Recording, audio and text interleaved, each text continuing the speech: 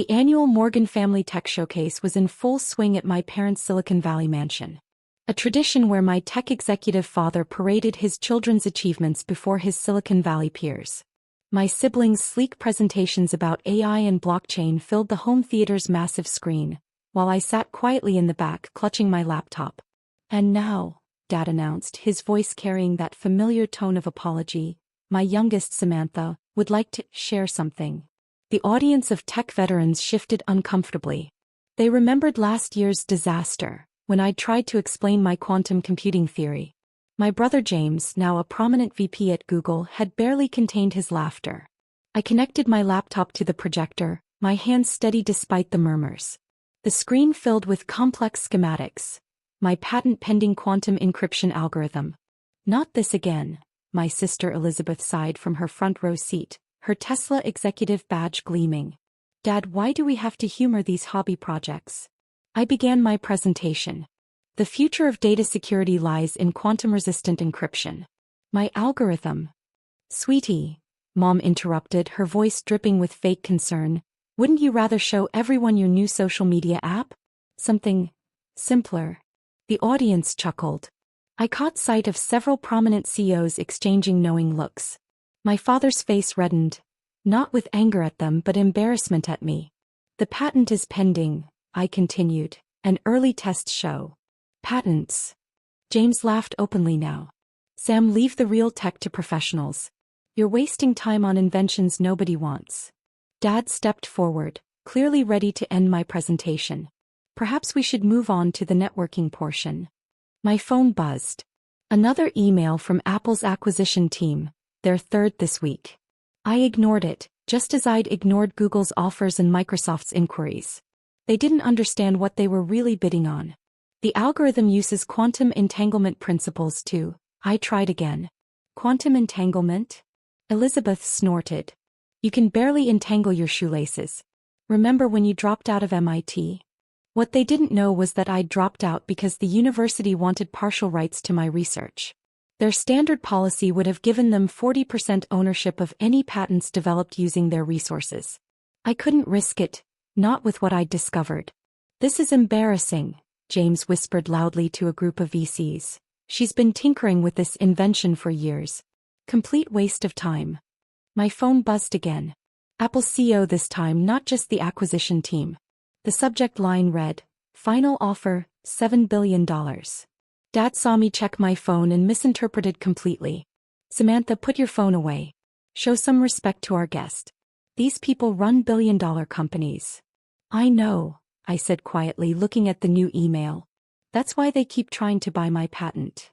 "Buy your—" James started laughing again. "Who would want to buy your little hobby project?"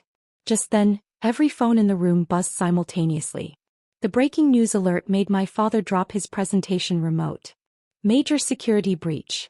Global banking systems compromised. Quantum computing attack renders current encryption obsolete." I stood up straighter, clicking to my final slide. As I was saying, my quantum-resistant encryption algorithm. The room fell silent as more alerts flooded in. My phone lit up with another email from Apple CEO. "Name your price. The banking system needs this now." Dad's hand shook as he read the alerts. James's smug smile vanished as his Google badge suddenly felt very heavy. Elizabeth's Tesla phone started ringing, probably their security team realizing what was at stake. I quietly packed up my laptop. I should take this call. It seems some people are interested in my little hobby after all. The door closed behind me as chaos erupted in the theater. Through the glass, I could see tech titans scrambling to contact their security teams, while my family stood frozen, finally realizing what they'd been mocking all these years. My phone buzzed one more time. Microsoft entering bidding war, starting at $10 billion. I smiled. They still didn't understand. This wasn't about money. This was about changing the future of digital security forever. And I was just getting started. The next morning, my parents' home theater had transformed into an impromptu war room. Tech giants' representatives filled every seat, their urgency palpable in the air. My father, usually the dominant figure in any tech gathering, stood awkwardly to the side as CEOs he'd once bragged about playing golf with now focused entirely on me. "Miss Morgan," Apple CEO leaned forward, We've raised our offer to $12 billion. The papers can be signed immediately. $15 billion, Google's representative countered. James, standing behind his boss, looked like he might faint. Plus a director position on our quantum computing division. I sat quietly, my laptop open to a secure channel where more offers kept flooding in. The global banking crisis had only worsened overnight. My quantum-resistant encryption wasn't just valuable anymore. It was essential. $18 billion, Microsoft CEO announced, entering the room. Full autonomy, your own research division, whatever resources you need.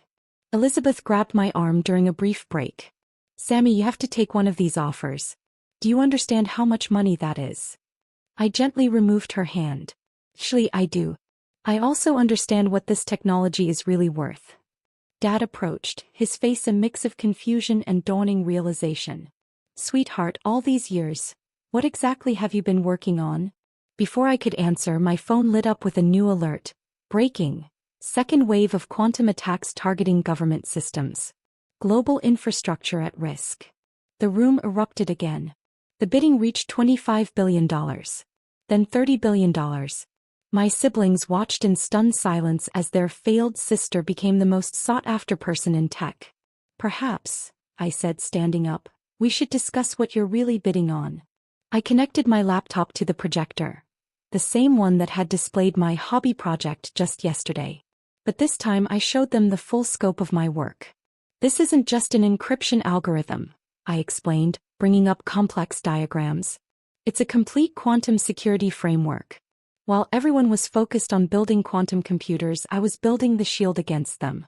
The Microsoft CEO's eyes widened. You've been planning for this. Since MIT, I nodded. That's why I dropped out. The university wanted partial ownership. I couldn't let this be controlled by any single entity. But surely, James interrupted, his Google badge now tucked away, you'll sell to someone? I pulled up another screen. Articles I'd prepared years ago. No, I'm not selling. I'm launching. The room fell silent as they read the headlines I'd been saving. Morgan Quantum Security goes public. Revolutionary security framework released as open source. Former tech giant stocks plummet as new security standard emerges. You see, I continued, this technology is too important for corporate control. It needs to be accessible to everyone, not just the highest bidder. But the money, Elizabeth whispered, is nothing compared to the impact, I finished. Besides, the implementation licenses and consulting contracts will be worth far more than your offers. Dad sank into a chair. My daughter, you're going to change everything. Already have, I replied as my phone displayed another alert. Morgan Quantum Security announces global implementation framework, estimated value, $100 billion plus. The tech giant's representatives huddled with their teams, realizing their acquisition strategies were useless. They weren't just bidding on a patent anymore. They were witnessing the birth of a new tech empire. Now, I said, closing my laptop, shall we discuss implementation partnerships? My consulting fees start at $50 million per quarter. James and Elizabeth exchanged glances as their company's representatives rushed to be first in line. The power dynamic had shifted completely, and their little sister's hobby had just reshaped the entire tech landscape. My phone buzzed one final time. World Bank endorses Morgan Quantum Security as new global standard. I smiled. The real work was just beginning. 6 months later, I stood at the podium of the World Technology Summit, no longer the quiet presence at the back of family gatherings.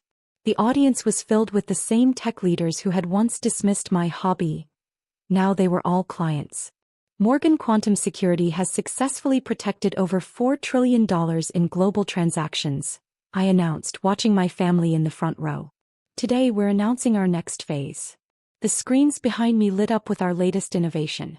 Dad clutched his conference program, where my face graced the cover with the headline, Samantha Morgan, the woman who saved the digital world. Our open-source framework has been implemented by 157 countries, I continued. The consulting division has grown to 5,000 specialists. And our market cap, I paused, enjoying the tension, just crossed $300 billion. James shifted uncomfortably in his seat. He'd left Google last month. They downsized after losing market share to my company. Elizabeth's Tesla badge was gone too. She'd been requesting a job interview with my HR department for weeks. But numbers aren't what matters, I said, clicking to my final slide. What matters is security, democracy, freedom of information. That's why I'm announcing the Morgan Foundation for Digital Rights. The audience murmured as I revealed the details. $50 billion in funding dedicated to ensuring digital security remained a human right, not a corporate commodity. After the presentation, my family gathered in my private conference room, a far cry from their home theater where they'd mocked my work. I still don't understand, Mom said, touching the wall of patents that lined the room. Why didn't you tell us? Would you have believed me? I asked, pulling up the video from last year's family showcase. Their laughter at my silly patent echoed through the room. We were wrong, Dad admitted, looking older than I'd ever seen him. All those years. Actually, I interrupted, you were right about one thing. I was wasting time on inventions, just not in the way you thought. I was wasting time trying to prove myself to people who couldn't see the future. My assistant entered with urgent news. Ma'am, the EU just unanimously approved the Morgan Protocol as their official security standard. Asia's following suit within the hour. James stood up straighter. About that job application I sent. HR handles all applications, I replied coolly. Even family has to go through proper channels. Though I hear the entry-level positions in our quantum computing division are quite educational. Elizabeth winced. Those were the same words she'd used when suggesting I take a basic coding course last year. The Morgan Foundation's first initiative launches next week, I continued. We're funding technology education for underestimated innovators.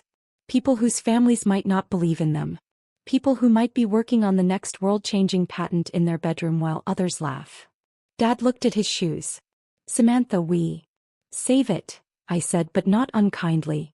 The past is done. But the future. I gestured to the global security map on my wall, showing Morgan Quantum Security's worldwide implementation. The future is what I've been trying to show you all along. My phone buzzed with another alert. Morgan Quantum Security valuation hits $400 billion, founder becomes world's youngest tech leader. Now, I said, gathering my things, I have a board meeting to attend. We're discussing quantum telecommunications next. Unless anyone wants to tell me that's another silly hobby. The room stayed silent. Through the windows of my headquarters, a building that dwarfed our family home, I could see my company's logo reflecting off neighboring skyscrapers. The same logo that was now on government buildings worldwide. Oh, and Dad. I paused at the door. Remember when you said nobody would want to buy my little hobby project? The latest acquisition offer came in this morning. $200 billion. I declined. But why? He stammered. I smiled, thinking of that first patent, the years of mockery, the countless family dinners where they dismissed my work. Because some things are worth more than money, I replied. Some things are worth building an empire for. As I walked to my boardroom, passing walls lined with global awards and revolutionary patents, I heard my sister whisper, "Our little Sammy owns the future." She was wrong about one thing though. I didn't own the future. I'd invented it,